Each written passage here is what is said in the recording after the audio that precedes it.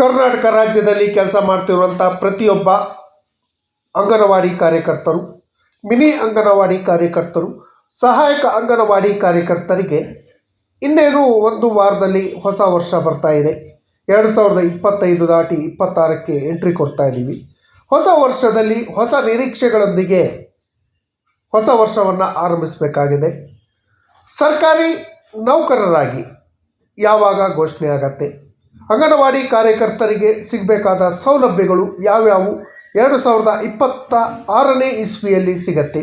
2026ನೇ ಇಸ್ವಿ ಅಂಗನವಾಡಿ ಕಾರ್ಯಕರ್ತರಿಗೆ ಶುಭದಾಯಕ ಆಗತ್ತಾ ಅನ್ನೋದ್ರ ಬಗ್ಗೆ ವಿವರವಾದ ಮಾಹಿತಿಯನ್ನು ಈ ದಿನ ತಂದಿದ್ದೀನಿ. ಈ ಮಾಹಿತಿಯನ್ನು ಶೇರ್ ಮಾಡೋದಕ್ಕಿಂತ ಮುಂಚಿತವಾಗಿ ಯಾರೆಲ್ಲ ಈ ಚಾನಲ್ಗೆ ಸಬ್ಸ್ಕ್ರೈಬ್ ಆಗಿಲ್ಲ, ದಯವಿಟ್ಟು ಕೆಳಗಡೆ ಕಾಣ್ತಾ ಇರೋಂಥ ಸಬ್ಸ್ಕ್ರೈಬ್ ಬಟನನ್ನು ಒತ್ತಿ, ಬೆಲ್ ಐಕನನ್ನು ಕ್ಲಿಕ್ ಮಾಡಿ ಆಲ್ ಅಂತ ಮಾಡಿ ನೀವು ಫೇಸ್ ಮಾಡ್ತಾ ಇರೋಂಥ ಎಲ್ಲ ಪ್ರಾಬ್ಲಮ್ಗಳನ್ನು ಲೀಗಲ್ ಆಗಿ ಸಾಲ್ವ್ ಮಾಡ್ಕೊಳ್ಳೋಕ್ಕಿರೋಂಥ ಉತ್ತಮ ವೇದಿಕೆಯಾದ ಸರ್ಕಾರಿ ನೌಕರ ಮಿತ್ರ ಯೂಟ್ಯೂಬ್ ಚಾನಲ್ಗೆ ಜಾಯ್ನ್ ಆಗಿ. ಸ್ನೇಹಿತರೆ, ಹೊಸ ವರ್ಷ, ಹೊಸ ಹರ್ಷ, ಹೊಸ ನಿರೀಕ್ಷೆಗಳು, ಹೊಸ ಶುಭ ಸುದ್ದಿಗಳು ಏನೇನು ಸಿಗತ್ತೆ. ಮೊದಲನೇದಾಗಿ ಸರ್ಕಾರಿ ನೌಕರರಾಗಿ ಘೋಷಣೆ ಮಾಡಬೇಕು. ಅಂಗನವಾಡಿ ಕಾರ್ಯಕರ್ತರನ್ನು ಸರ್ಕಾರಿ ನೌಕರರಾಗಿ ಘೋಷಣೆ ಮಾಡಿ ಅವರಿಗೆ ಸಿಗಬೇಕಾದಂಥ ಸೌಲಭ್ಯಗಳನ್ನು ಕೊಡಬೇಕು ಅನ್ನೋದು ಮೊದಲನೇ ಬೇಡಿಕೆ. ಕರ್ನಾಟಕ ಸರ್ಕಾರವಾಗಲಿ ಅಥವಾ ಕೇಂದ್ರ ಸರ್ಕಾರವಾಗಲಿ ಅಂಗನವಾಡಿ ಕಾರ್ಯಕರ್ತರನ್ನು ಇದುವರೆಗೆ ಸರ್ಕಾರಿ ನೌಕರರಾಗಿ ಘೋಷಣೆ ಮಾಡುವಂಥ ಕೆಲಸಕ್ಕೆ ಕೈ ಹಾಕಿಲ್ಲ. ಅದನ್ನು ಮೊದಲನೇದಾಗಿ ಮಾಡಬೇಕು. ಅದು ಹಾಗೇ ಆಗತ್ತೆ ಅನ್ನೋ ಒಂದು ಭರವಸೆ ಇದೆ. ಗುಜರಾತ್ ಹೈಕೋರ್ಟ್ ನೀಡಿರುವ ತೀರ್ಪಿನ ಪ್ರಕಾರ ಅಂಗನವಾಡಿ ಕಾರ್ಯಕರ್ತರನ್ನು ಸಿ ದರ್ಜೆ ನೌಕರರಾಗಿ, ಸಹಾಯಕ ಅಂಗನವಾಡಿ ಕಾರ್ಯಕರ್ತರನ್ನು ಡಿ ದರ್ಜೆ ನೌಕರರಾಗಿ ಘೋಷಣೆ ಮಾಡುವಂಥ ಕಾಲ ಬಂದೇ ಬರುತ್ತೆ. ಹೈಕೋರ್ಟ್ನಲ್ಲಿ ನಡೆಯುತ್ತಿರುವಂಥ ಕೇಸ್ನ ಜಡ್ಜ್ಮೆಂಟು ಕೂಡ ಬಂದು ಅಂಗನವಾಡಿ ಕಾರ್ಯಕರ್ತರು ಸರ್ಕಾರಿ ನೌಕರರ ಸೌಲಭ್ಯವನ್ನು ಪಡೆಯುವಂಥ ಕಾಲ ಬರುತ್ತೆ.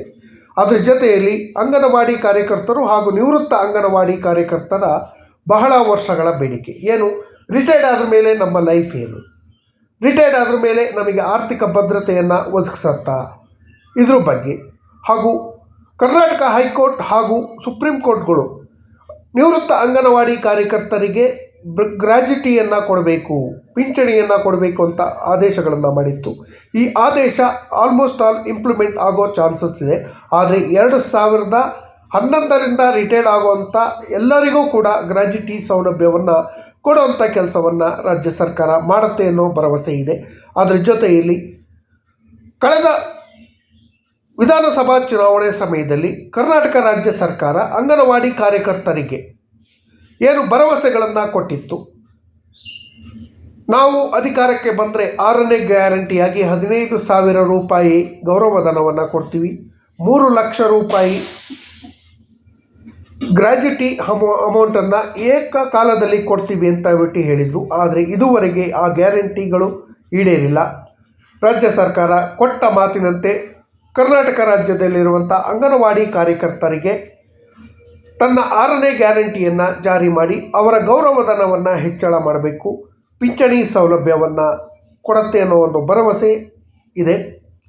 ಇದಕ್ಕಾಗಿ ರಾಜ್ಯ ಸರ್ಕಾರದಲ್ಲಿ ರಾಜ್ಯದ ಮಹಿಳಾ ಹಾಗೂ ಮಕ್ಕಳ ಕಲ್ಯಾಣ ಸಚಿವರಾದ ಶ್ರೀಮತಿ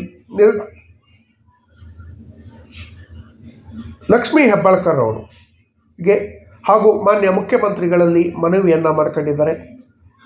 ಹಲವಾರು ಸಂಘಟನೆಗಳು ಹೋರಾಟಗಳನ್ನು ಮಾಡಿ ನಮಗೆ ಸಿಗಬೇಕಾದಂಥ ಸೌಲಭ್ಯಗಳನ್ನು ಕೊಡಬೇಕು ಅಂತ ಹೇಳಿ ಕೇಳ್ಕೊಂಡಿದ್ರು. ಈ ಸೌಲಭ್ಯಗಳು ಖಂಡಿತವಾಗಿಯೂ 2026ನೇ ಸಾಲಿನಲ್ಲಿ ಸಿಗತ್ತೆ.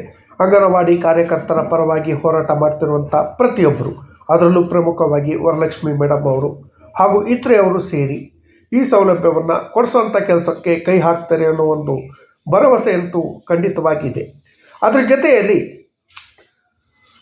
ಕಾಂಗ್ರೆಸ್ ಸರ್ಕಾರ ಮತ್ತೊಂದು ಭರವಸೆಯನ್ನು ಕೊಟ್ಟಿತ್ತು. ಅಂಗನವಾಡಿ ಕಾರ್ಯಕರ್ತರಿಗೆ 3 ಲಕ್ಷ ರೂಪಾಯಿ ವಿಶ್ರಾಂತಿ ವೇತನ ಅಂದರೆ ಗ್ರ್ಯಾಚ್ಯುಟಿ ಪೆನ್ಷನನ್ನು ರಿಟೈರ್ಡ್ ಆದ ತಕ್ಷಣ 3 ಲಕ್ಷ ರೂಪಾಯಿ ಕೊಡ್ತೀವಿ ಅನ್ನೋ ಭರವಸೆಯನ್ನು ಕೊಟ್ಟಿದ್ದರು. ಅದು ಕೂಡ 2.5 ವರ್ಷ ಆದರೂ ಇದುವರೆಗೆ ಈಡೇರಿಲ್ಲ. ಈ ವರ್ಷದ ಬಜೆಟ್ನಲ್ಲಾದರೂ ಈ ಭರವಸೆ ಈಡೇರಿ ಅಂಗನವಾಡಿ ಕಾರ್ಯಕರ್ತರ ನಿರೀಕ್ಷೆಗಳು ಈಡೇರುತ್ತೆ ಅನ್ನೋ ಭರವಸೆ ಇದೆ. ಇದಕ್ಕೋಸ್ಕರ ರಾಜ್ಯ ಸರ್ಕಾರದಲ್ಲಿ ನೀವು ಕೊಟ್ಟಂಥ ಭರವಸೆಗಳನ್ನು ಈಡೇರಿಸಬೇಕು ಅಂತ ಹೇಳಿ ಕೇಳ್ಕೊಂಡಿದ್ದೀವಿ. ರಾಜ್ಯ ಸರ್ಕಾರ ನಮ್ಮ ಮನವಿಗಳಿಗೆ ಸ್ಪಂದಿಸಿ ಇದೇ ವರ್ಷದ ಅಂದರೆ 2026ರ ಬಜೆಟ್ನಲ್ಲಿ ಇದು ಇಂಪ್ಲಿಮೆಂಟ್ ಮಾಡುವಂಥ ಸಾಧ್ಯತೆಗಳು ಹೆಚ್ಚಾಗಿದೆ. ಇದೇನಾದರೂ ಇಂಪ್ಲಿಮೆಂಟ್ ಆದರೆ ನಿವೃತ್ತರಾದಂಥ 2011ರಿಂದ ಇಲ್ಲಿವರೆಗೂ ರಿಟೈರ್ಡ್ ಆದಂಥ ಪ್ರತಿಯೊಬ್ಬರಿಗೂ ಕೂಡ 3 ಲಕ್ಷ ರೂಪಾಯಿವರೆಗೂ ಗ್ರ್ಯಾಚ್ಯುಟಿ ಹಾಗೂ ಪಿಂಚಣಿ ಸೌಲಭ್ಯಗಳು ಖಂಡಿತವಾಗೂ ಸಿಗತ್ತೆ.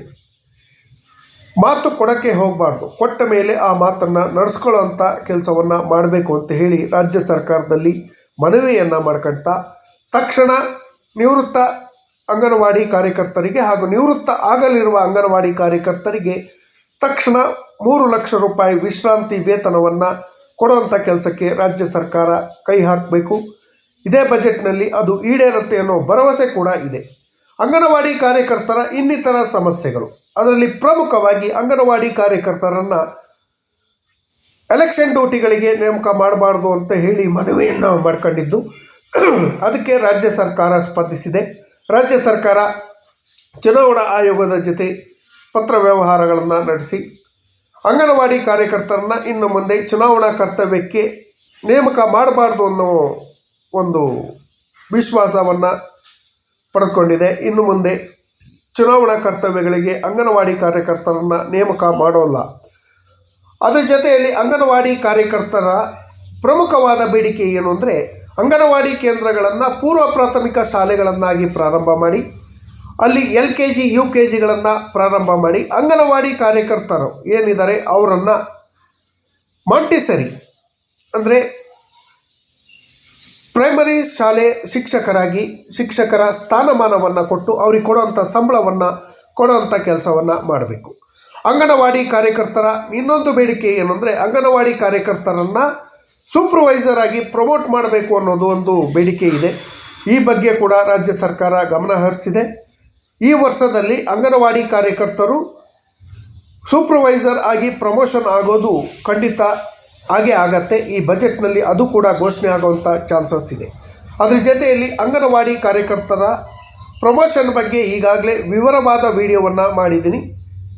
ಅದನ್ನು ನೀವು ನೋಡಿಲ್ಲ ಅಂದರೆ ದಯವಿಟ್ಟು ಈ ಚಾನಲ್ನಲ್ಲಿ ಇರುತ್ತೆ, ನೋಡಿ. ಯಾವ ರೀತಿ ಯಾವ ಆಧಾರದಲ್ಲಿ ಪ್ರಮೋಷನ್ಗಳನ್ನು ಮಾಡ್ತಾರೆ ಅನ್ನೋದ್ರ ಬಗ್ಗೆ ಕೂಡ ಇದೆ. ಹಾಗಾಗಿ ಪ್ರಮೋಷನ್ನು ಹಾಗೂ ನಿವೃತ್ತಿ ವೇತನ, ಅದರ ಜೊತೆಯಲ್ಲಿ ನಿವೃತ್ತಿಯ ವಯಸ್ಸನ್ನು ಹೆಚ್ಚಳ. ಬೇರೆ ಬೇರೆ ರಾಜ್ಯಗಳಲ್ಲಿ 62-65 ವರ್ಷದವರೆಗೂ ರಿಟೈರ್ಮೆಂಟ್ ಏಜ್ ಇದೆ. ಅದೇ ರೀತಿ ಕರ್ನಾಟಕ ರಾಜ್ಯ ಸರ್ಕಾರ ಕೂಡ ಹಾಗೂ ಕೇಂದ್ರ ಸರ್ಕಾರ ಕೂಡ ಕರ್ನಾಟಕದಲ್ಲಿರುವಂಥ ಅಂಗನವಾಡಿ ಕಾರ್ಯಕರ್ತರ ನಿವೃತ್ತಿ ವಯಸ್ಸನ್ನು 65 ವರ್ಷಗಳಿಗೆ ಹೆಚ್ಚಳ ಮಾಡಬೇಕು ಅನ್ನೋ ಒಂದು ಬೇಡಿಕೆ ಇದೆ. ಆ ಬೇಡಿಕೆ ಕೂಡ 2026ನೇ ಸಾಲಿನಲ್ಲಿ ಈಡೇರುತ್ತೆ ಅನ್ನೋ ಒಂದು ಭರವಸೆ ಇದೆ. ಖಂಡಿತವಾಗಿ ಈಡೇರುತ್ತೆ. ಅದ್ರ ಜೊತೆಯಲ್ಲಿ ಬೇಸಿಗೆ ರಜೆ ವಿಚಾರ. ಕೇವಲ ಅಂಗನವಾಡಿ ಕಾರ್ಯಕರ್ತರಿಗೆ 15 ದಿನಗಳ ಬೇಸಿಗೆ ರಜೆಯನ್ನು ಕೊಡ್ತಾರೆ. ಆ ಬೇಸಿಗೆ ರಜೆಯನ್ನು 1 ತಿಂಗಳಿಗೆ ಹೆಚ್ಚಳ ಮಾಡಬೇಕು. ಆ 1 ತಿಂಗಳ ಬೇಸಿಗೆ ರಜೆಯಲ್ಲಿ ವೇತನವನ್ನು, ಗೌರವಧನವನ್ನು ಕೊಡುವಂಥ ಕೆಲಸವನ್ನು ಮಾಡಬೇಕು. ಇದು ನಮ್ಮ ಹಕ್ಕು ಅಂತ ಹೇಳಿ ರಾಜ್ಯ ಸರ್ಕಾರದಲ್ಲಿ ಆಗ್ರಹಪೂರ್ವಕವಾಗಿ ಕೇಳ್ಕೊಳ್ತೀವಿ.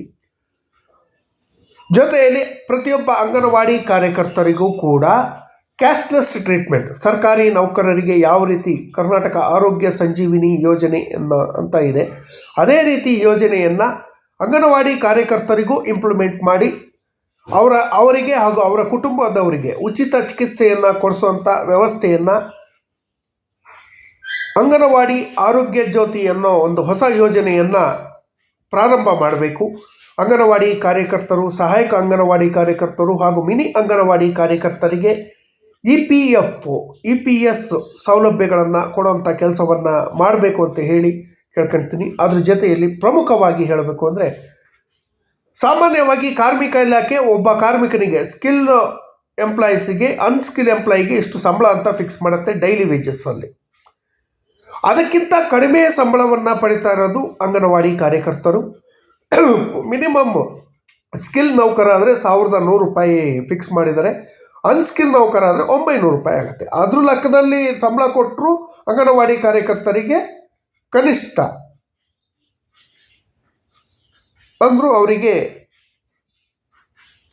20,000 ರಿಂದ 25,000 ರೂಪಾಯಿ OT TA DAಗಳನ್ನು ಸೇರಿಸಿ ಕೊಡಬೇಕು. ಹೊಸ ವರ್ಷದಲ್ಲಿ ಎಲ್ಲ ನಿರೀಕ್ಷೆಗಳು ಈಡೇರಲಿ, ಅಂಗನವಾಡಿ ಕಾರ್ಯಕರ್ತರ ಬಾಳಿಗೆ ಬೆಳಕಾಗಲಿ ಅಂತ ಹೇಳ್ತಾ ಈ ಮಾಹಿತಿ ತಮಗೆಲ್ಲರಿಗೂ ಇಷ್ಟ ಆಗಿದ್ದರೆ ದಯವಿಟ್ಟು ಸಬ್ಸ್ಕ್ರೈಬ್ ಮಾಡ್ಕೊಳ್ಳಿ, ನಿಮ್ಮ ಸ್ನೇಹಿತರಿಗೂ ಶೇರ್ ಮಾಡಿ.